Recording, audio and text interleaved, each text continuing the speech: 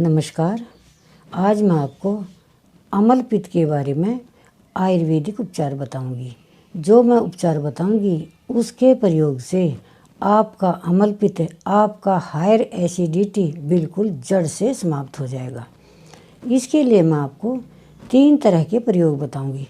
पहला प्रयोग होगा जिसमें घरेलू उपाय होंगे, और दूसरा प्रयोग होगा जिसमें आयुर्वेदिक औषधियाँ होंगी, और तीसरा प्रयोग होगा परहेज का, जो आपको करना अनिवार्य है। पहले मैं आपको ये बता दूं कि अमल पित्त, हायर एसिडिटी किन कारणों से होता है, इसका कारण जान लीजिए और इसकी पहचान जान लीजिए कि आपको अमल पित्त है या नहीं। अगर आपको ये सिम्टम्स, ये लक्षण मिलें तो समझे आपको भी अमल पित्त है, और जो मैं औषधियाँ बताऊंगी वे आप प्रयोग कर सकते हैं। जिनको अमल पित्त होता है उनको क्या होता, खट्टी डकारें आती हैं, मुंह में पानी आता है, पेट भारी हो जाता है, कई बार पेट में अफारा हो जाता है। ये अमल पित्त के लक्षण हैं। और ये किस वजह से होता है? भोजन का पाचन अच्छी तरह से ना होना, पेट में कब्ज का रहना, इस वजह से अमल पित्त हो जाता है। हमारे आयुर्वेद में 2 तरह से आयुर्वेदिक औषधियों के द्वारा इलाज किए जाते हैं। पहला है वमन विरेचन के द्वारा, यानी बढ़े हुए दोषों को निकालना, और दूसरा है औषधियों के द्वारा शमन करना। जो वमन विरेचन के द्वारा दोष बाहर निकाले जाते हैं, बढ़े हुए दोष बाहर निकाले जाते हैं, उससे रोगी बहुत शीघ्र ठीक होता है। और जो औषधियों के द्वारा शमन किया जाता है उसमें थोड़ा समय लग जाता है। तो चलिए पहले मैं आपको वमन का तरीका बता देती हूँ, यानी उल्टी का तरीका बता देती हूँ।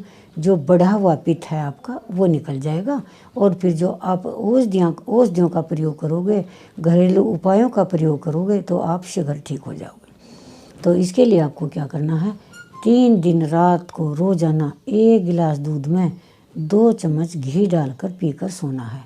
घी गाय का होना चाहिए और दूध भी गाय का होना चाहिए। इसी तरह से अगले दिन 1 गिलास दूध में 2 चम्मच घी डालकर आप रात को सोते समय पिए। इसी तरह से तीसरे दिन आपको 1 गिलास दूध में 2 चम्मच घी डालकर पिए। ये जो आप घी पिएंगे दूध में डालकर, ये खाना खाने के 1.5 से 2 घंटे बाद आपको पीना है। और जब रात को आप घी पिएंगे, अगले दिन सुबह अगर आपको भूख नहीं लगती है, जब आपको भूख लगेगी, जिस समय भी आपको भूख लगे तब आपको भोजन करना है। बिना भूख आपको भोजन नहीं करना है। और दिन के समय जो आप भोजन करेंगे उसमें आपको घी का प्रयोग नहीं करना है। 3 दिन के बाद फिर हमने क्या करना है, वमन करनी। वमन कहते हैं उल्टी को। उल्टी में क्या होगा, जो हमारा पित्त बढ़ा हुआ है, जो हमारा पित्त दोष बढ़ा हुआ है, वो वमन के द्वारा, उल्टी के द्वारा निकल जाएगा। वो हमें कैसे निकालना है उसका मैं आपको तरीका बता देती हूँ। चौथे दिन हमने भरपेट पानी पीना, सुबह खाली पेट भरपेट पानी पी करके 4 गिलास 5 गिलास जितना भी आप पी सकते हैं। उसके बाद हमने क्या करना, राई ले लें। राई जैसे सरसों होती है ना, इसी तरह से छोटा सा दाना होता है राई का, सरसों के जैसा, उसका आप चूर्ण बना लें। उस चूर्ण का 1 चम्मच 1 गिलास पानी में घोल कर पी लें। पानी गर्म होना चाहिए। तो उससे क्या होगा, 15 मिनट बाद 10 मिनट बाद आपको उल्टी आएगी। उल्टी में आपका क्या होगा, पहले कफ निकलेगा और उसके बाद आपका पित्त निकलेगा। अगर आपका पित्त निकलने के बाद, अगर आपका कफ निकलने के बाद पित्त नहीं निकलता है तो फिर दोबारा से आप गर्म पानी पी लीजिए, और गर्म पानी पीकर अपने हाथों की सिकाई कीजिए। मतलब आपको या तो धूप में खड़े हो जाइए या कहीं सिकाई कीजिए अपने पूरे शरीर की। सामने से जैसे आग जलती हो तब सिकाई हो जाती है, तो इस तरह से आप सिकाई कीजिए। इसके बाद फिर पानी पीजिए गर्म। तो इससे क्या होगा, आपको उल्टी आएगी। उल्टी में पित्त अवश्य निकलेगा, बढ़े हुए दोष उल्टी के द्वारा निकल जाएंगे। तो उल्टी कैसे करनी है, जब भी आपको उकलाई आएगी, उकलाई के वक्त आपको अपनी उंगली से अपने तालू को हिलाना है, गले में, मुंह में गले तक उंगली दे करके। इससे आपको बहुत जल्दी उल्टी आएगी। अगर आपके नाखून बड़े हैं तो ध्यान रखना है, कहीं नाखून अंदर चुभ ना जाए तो घाव हो सकता है। तो बढ़े हुए नाखून से ये कार्य ना करें। अगर आपके बढ़े हुए नाखून हैं और आप काटना नहीं चाहते हैं तो एक इसका दूसरा प्रयोग है, अरंड का पत्ता होता है, अरंड का पत्ता, और वो पत्ता जिस टहनी पर होता है, डंठल पर होता है, बड़ा लंबा होता है, उसको आप काट लें और बड़ा कोमल होता है। पानी पीने के बाद उस डंठल से अपने तालू को हिलाएं तो आपको बहुत जल्दी उल्टी होगी, उकलाई आएगी और उकलाई आने के बाद उल्टी होगी। उल्टी में आपका पहले पित्त निकलेगा, पहले कफ निकलेगा और फिर पित्त निकलेगा पीले रंग का। तो समझ लीजिए आपका वमन पूरा हो गया, आपके बड़े हुए दोष निकल गए। अब जब आप औषधियों का प्रयोग करोगे तो आपको बहुत ही शीघ्र आराम होगा, बहुत ही जल्दी ठीक होगे। तो इसमें आपको अब पहला प्रयोग क्या करना है, चाय नहीं पीनी है, कॉफ़ी नहीं पीनी है, उसकी जगह क्या पीना है, आपको लौकी का रस पीना है, यानी घिया का रस पीना है। और वो रस आपको 200 ग्राम से अधिक नहीं पीना सुबह खाली पेट, क्योंकि अगर आप अधिक रस पिएंगे तो आपको दस्त की संभावना रहती है। बस ध्यान ये रखना है कि लौकी कड़वी नहीं होनी चाहिए, घिया कड़वी नहीं होनी चाहिए। उसका रस निकालने का मैं तरीका बता देती हूँ। रस आपको छिलके सहित निकालना है, उसके आप टुकड़े कर लीजिए जैसे हम सब्जी बनाते हैं, और उन टुकड़ों को मिक्सी में डालकर घुमाइए, यानी चटनी बना लीजिए। जब उस लौकी की चटनी बन जाए तो एक कपड़े में डालकर, जो कपड़ा बिल्कुल बारीक हो उसमें डालकर निचोड़ लें तो लौकी का रस निकल जाएगा। ये आपको खाली पेट पीना है और यही लौकी का रस निकालने का तरीका है। इस प्रयोग को आप करीब 3 महीने कीजिए, लगातार 3 महीने कीजिए।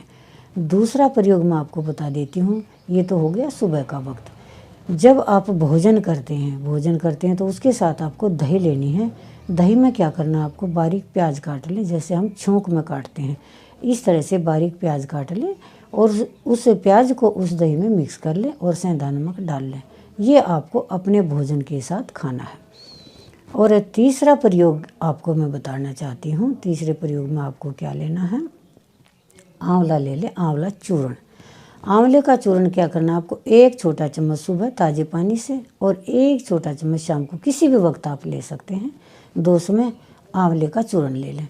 ये जो मैं सभी आपको औषधियाँ बता रही हूँ, घरेलू उपचार बता रही हूँ, सभी तरीकों से आपका अम्लपित्त, आपकी हायर एसिडिटी शांत होने लग जाएगी। अब आपको कुछ मैं बाजार की औषधियाँ बता देती हूँ, आयुर्वेदिक औषधियाँ बता देती हूँ। इसके लिए आपको लेना है अविपत्तिकर चूर्ण 100 ग्राम। 100 ग्राम अविपत्तिकर चूर्ण ले लें। इसमें आप 20 ग्राम कामदूधा रस ले लें और 10 ग्राम मुक्ता शक्ति ले लें। ये हो गया आपका 130 ग्राम। 130 ग्राम चूर्ण को आप एक जगह मिला लें, इकट्ठा कर लें। और अब मैं इसका लेने का तरीका बता देती हूँ। जब भी आप भोजन करते हैं, 2 समय करते हैं, 3 समय करते हैं, जब भी करते हैं तो इस चूर्ण का आधा चम्मच आधा घंटे पहले आपको ताज़े पानी से लेना है। और शाम के वक्त भी या दोपहर के, जब भी आप भोजन करते हैं, मैंने बताया जब भी आप भोजन करते हैं उसी वक्त आधा चम्मच आधा घंटे पहले आपको ये चूर्ण लेना है ताज़े पानी के साथ। अब आपको मैं परहेज के बारे में जानकारी देना चाहती हूँ। अमल पित्त जब आदमी को बनने लग जाता है, जब ये अमलता शरीर में बढ़ जाती है, गर्मी बढ़ जाती है, उष्णता बढ़ जाती है, पित्त बढ़ जाता है, तो इसकी शांति के लिए पित्तवर्धक जो चीज़ें हैं वो हमने नहीं खानी है।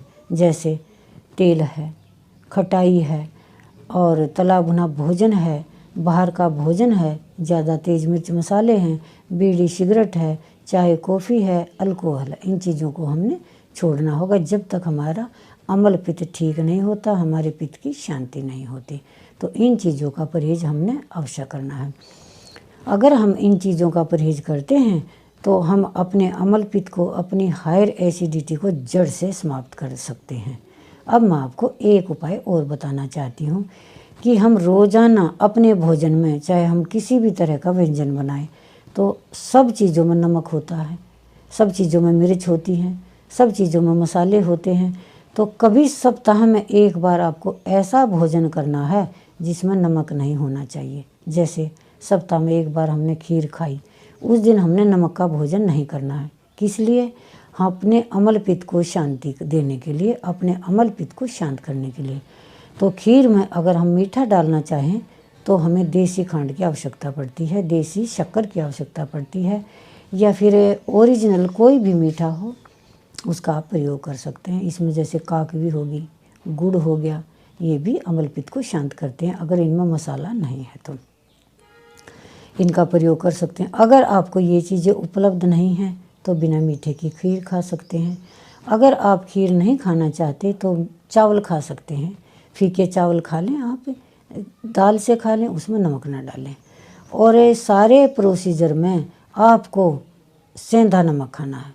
अपनी सब्जियों में सेंधा नमक का प्रयोग करना है, समुद्री नमक का प्रयोग नहीं करना है। अगर सप्ताह में एक बार आप अपने भोजन में बदलाव करते हैं तो आप अपने अम्ल पित्त को जीतने में कामयाब हो जाएंगे। इन चीज़ों का प्रयोग कीजिए और लाभ उठाइए। धन्यवाद।